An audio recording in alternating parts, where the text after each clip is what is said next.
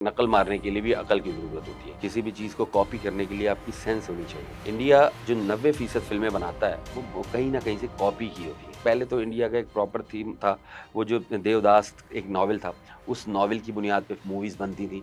जो triangular circle होता था, 1 मर्द और 2 औरतें या 2 औरतें और या 2 मर्द और 1 औरत, उस ट्रायंगल लव स्टोरी के ऊपर फ़िल्में बनी। उसके बाद फिर वेस्ट को कॉपी करना शुरू किया और इतना कॉपी किया कि आखिर कर दी।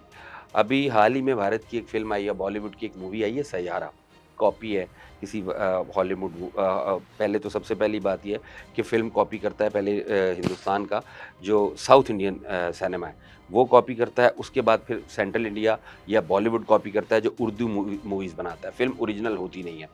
अच्छा, ये उस फ़िल्म के ऊपर बहुत तनकीद की जा रही है और उसके बावजूद तनकीद करने वाले अपनी जगह मौजूद हैं, लेकिन वो अच्छा खासा बिज़नेस कर चुकी है। इस साल में अभी वो आने वाले चंद दिनों में ये मूवी मुमकिन है कि जो इस साल की सबसे हिट मूवी है, जिसने सबसे ज़्यादा पैसे कमाए हैं, छावा फ़िल्म जो थी जिसको जो मतलब औरंगज़ेब के खिलाफ बनाई गई थी बेसिकली, उस फ़िल्म ने बहुत पैसे कमाए थे और अब उसका रिकॉर्ड ये सैयारा मूवी तोड़ने जा रही है।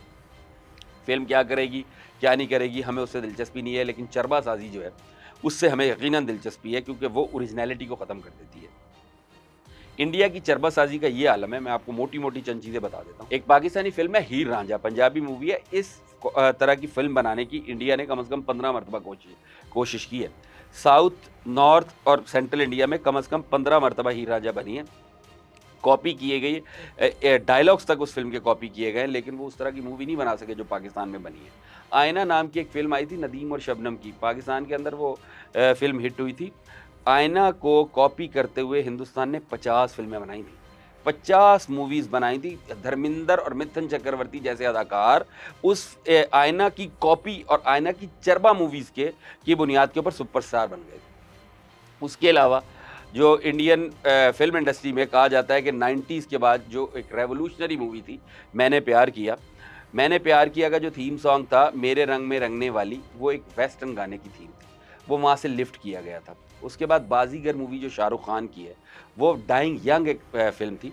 उस फ़िल्म की कॉपी थी और उसमें जो एक शॉट था जिसमें हीरोइन को जो है वो गोली मार के छत पे से व हीरो जो है जो साइड हीरोइन थी उसको छत पे से फेंक के मार देता है। 10वीं, 12वीं, 14वीं, 15वीं मंजिल से बेसिकली वो सेम कॉपी थी डाइंग यंग की। उसके अलावा अच्छा इंडिया फ़िल्म इंडस्ट्री में इतना ज़रूर है कि ये चरबासाज़ी करते हैं तो उसको एडमिट भी कर लेते हैं। अनिल कपूर की एक मूवी थी ताल, उसके अंदर उसने बड़े कैटेगोरिकली ये बात बताई थी कि इंडिया में बिलख़ुसूस बॉलीवुड में अगर आपने बड़ा स्टार बनना है, बड़ा डायरेक्टर बनना है तो उसके लिए चरबासाज़ी मस्ट है। आपने करना ये है कि कहीं से स्क्रिप्ट उठाना है, कहीं से मूवी उठानी है, किसी की एक्टिंग कॉपी करनी है, उसे नया नाम देना है, 2 नए लिरिक्स उसमें डालने हैं, उसकी कंपोज़िशन गाने की थोड़ी-सी चेंज करनी है और जो है उसको नए नाम से लॉन्च कर देना है, आप स्टार बन जाएँगे। मतलब ऐसी की तैसी तबाही फेर के रखी। ना कभी कोई अच्छा गुलूकार पैदा किया, ना भी कभी कोई अच्छा अदाकार पैदा किया, लेकिन बस इतनी बड़ी आबादी है, लोगों के पास तफ़रीह है कोई नहीं, सिनेमा जो है वो बहुत बड़ी कमाई का ज़रिया है। तो अमिताभ बच्चन भी सुपरस्टार है, शाहरुख खान भी सुपरस्टार है, धर्मेंद्र और मिथुन चक्रवर्ती जैसे भी स्टार हैं। मतलब मेरी कुछ इंडियन से बात हो रही थी, तो मैंने उनसे कहा, मैं कहा यार आपके इन लोगों को अदाकारी करनी आती नहीं है। लेकिन ये इतने बड़े स्टार्स हैं, हमारे ड्रामों के अदाकार इनसे ज़्यादा अच्छे अदाकार हैं, मतलब 1000 टाइम बेटर है। तो वो मुस्कुराने लगे। उनका कहना ये था, भाई हमारे यहाँ अदाकार और अदाकार हैं, हम वो लोग लेते हैं जो हमारे रियल लाइफ़ के जो लोग हैं ना उनसे मिलते-जुलते हों। मिसाल के तौर पे चूँकि मिथुन चक्रवर्ती जैसे हमारी सड़कों पे हज़ारों लगे फिरते हैं, तो हम मिथुन चक्रवर्ती को स्टार बना देंगे। लेकिन किसी स्मार्ट प्रॉपर अदाकार को, स्मार्ट आदमी को नहीं बनाएँगे। उसकी मिसाल दी उन्होंने। उन्होंने कहा शशि कपूर का बेटा जो है, वो फ़ॉरेनर है। शशि कपूर की जो बीवी थी जेनिफर, वो मतलब ब्रिटिश नेशनल थी आई थिंक। तो उस लड़के ने 2-3 मूवीज़ में काम किया, वो हिट नहीं हो सका चूँकि वो इंडियंस को मैच नहीं करता था। हालत ये है, थी नहीं है कि हिंदुस्तान के अंदर संजय दत्त को वो जो जेम्स बॉन्ड कहा जाता है।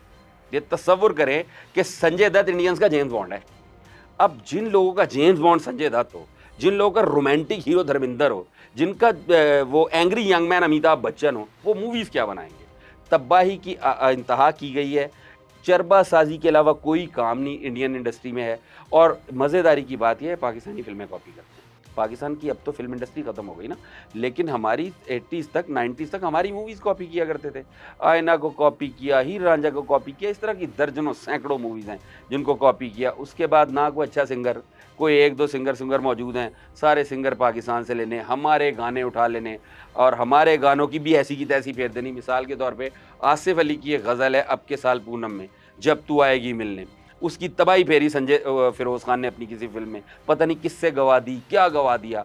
तो बताने का और कहने का मकसद ये है कि 1.5 अरब की आबादी का मुल्क है।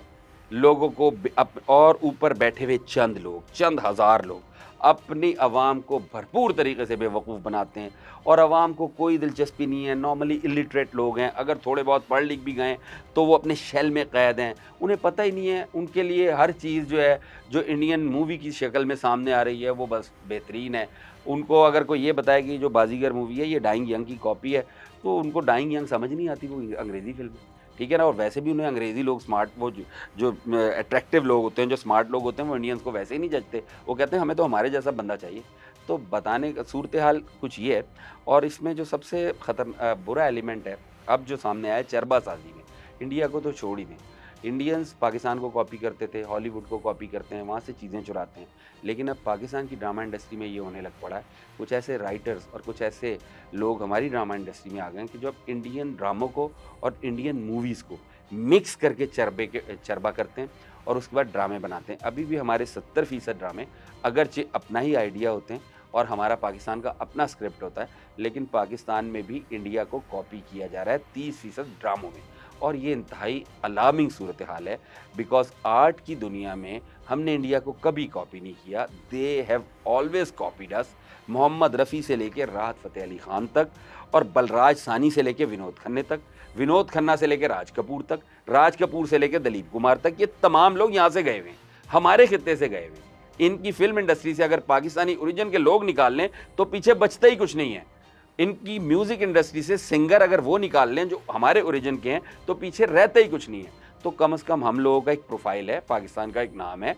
हम आर्ट के शोबे में इनसे कम 200 साल आगे हैं, 200 नूरी साल आगे हैं भारतीयों से। तो पाकिस्तानी ड्रामा इंडस्ट्री के लोगों को चाहिए कि थोड़े अक्ल के नाखून लें, अपने स्क्रिप्ट पे ही काम करें, वो आपका हिट होता है और आइंदा भी होगा।